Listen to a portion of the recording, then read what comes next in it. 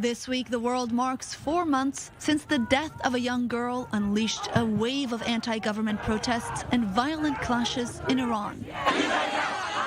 In September, 22-year-old Mahsa Amini was killed in the hands of Iran's morality police, detained for allegedly not wearing the mandatory Muslim headscarf.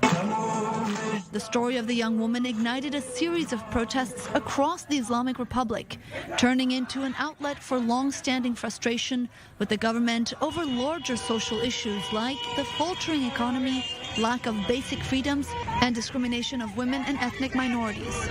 Tehran's response has been swift, security forces cracking down hard, with thousands arrested and hundreds killed. Iranian authorities blamed the protests on, quote, outside enemy interference.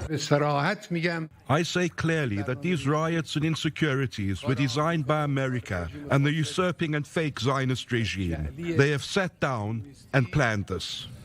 Videos of women around the world cutting their hair in support of the protests went viral as the story made global headlines.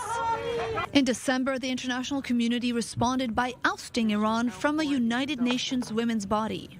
The Commission is the premier UN body for promoting gender equality and empowering women. It cannot do its important work if it's being undermined from within. Iran's membership at this moment is an ugly stain on the Commission's credibility. Iran has publicly executed 4 men involved in the protests and handed down dozens more death sentences in what were said to be sham trials in an attempt to send a warning to Iranian citizens.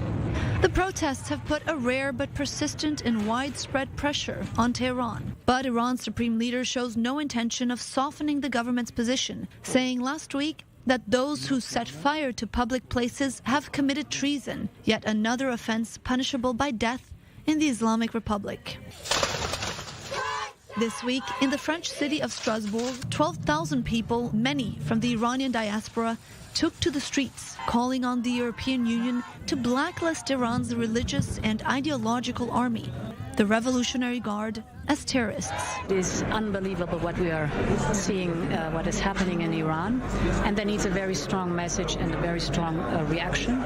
And therefore, we are looking indeed in a new round of sanctions, and I would support also listing the Revolutionary Guards. I've heard several ministers asking for that, and I think they are right. Experts say the protests in Iran are likely to continue, with Tehran feeling increasing international and domestic pressure.